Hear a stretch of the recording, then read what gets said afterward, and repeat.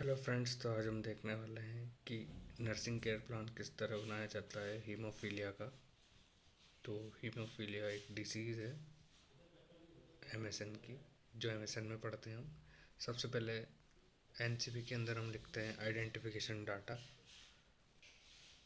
उसके अंदर हम पेशेंट का name, age, sex, religion, ward, date of admission, diagnosis और डॉक्टर इंचार्ज कौन है ये लिखते हैं। उसके बाद हम लिखते हैं कि उस डिसीज़ की डेफिनेशन क्या है।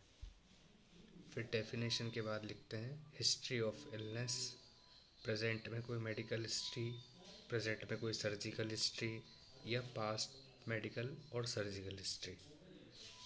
फिर इम्यूनाइजेशन हिस्ट्री लिखते हैं कि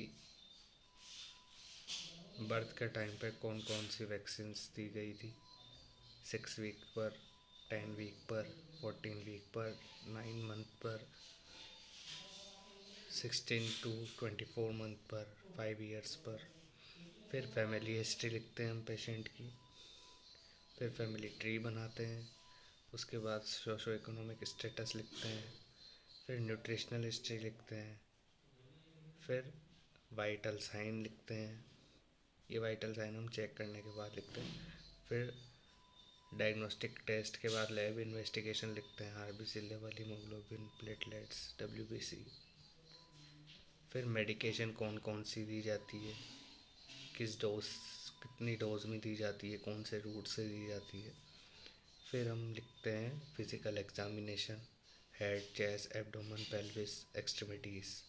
फिर नर्सिंग डायग्नोसिस लिखते हैं। नर्सिंग डायग्नोसिस के अंदर हम क्या क्या करते हैं, नर्स का क्या रोल है, नर्स क्या करती है। उसके बाद आती है नर्सिंग केयर प्लान। तो नर्सिंग केयर प्लान बनाने के लिए सबसे पहले हम असेसमेंट करते हैं सब्जेक्टिव डाटा, जिसमें पेरेंट्स उसके बच्चे के बारे में बताता है कि उसे क्या हो रहा है। फिर हम ऑब्ज़र्व करके अपना लिखते हैं। उसके बाद diagnosis, goal, intervention, implementation and evolution. तो वीडियो को रोक कर आप इसका स्क्रीनशॉट ले लीजिए। ये पहला एनसीपी होगा हमारा। दूसरा एनसीपी होगा ये, जिसमें पेरेंट्स बोल रहा है कि उसके बच्चों को पर्सनैलिटी बिहेवियर में चेंजेस नज़र आ रहे हैं। तो उसके लिए ये एनसीपी है। अगर आपको क्वालिटी कम लगती है, दिख नहीं रहा है, समझ नहीं आ रहा है, पढ़ने में प्रॉब्लम आ रही है, तो क्वालिटी को इंक्रीज़ कर लीजिए मैक्स टू मैक्स, जो इतनी अच्छी क्वालिटी पर आप चला सको। उसके बाद थर्ड में पेशेंट बोल रहा है कि उसके बच्चों को ब्लीडिंग है, इंजरी की वजह से और ट्रॉमा की वजह से।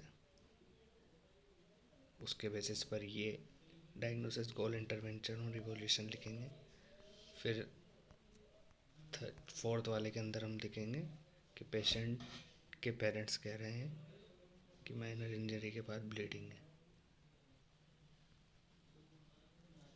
फिर लास्ट में लिखते हैं हम कॉम्प्लिकेशंस क्या क्या हो सकते हैं और हेल्थ एजुकेशन क्या क्या हो सकती है।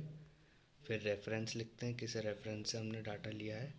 उसके बाद बिब्लियोग्राफी लिखते हैं। आई होप कि आपको वीडियो पसंद आई होगी और समझ आई होगी।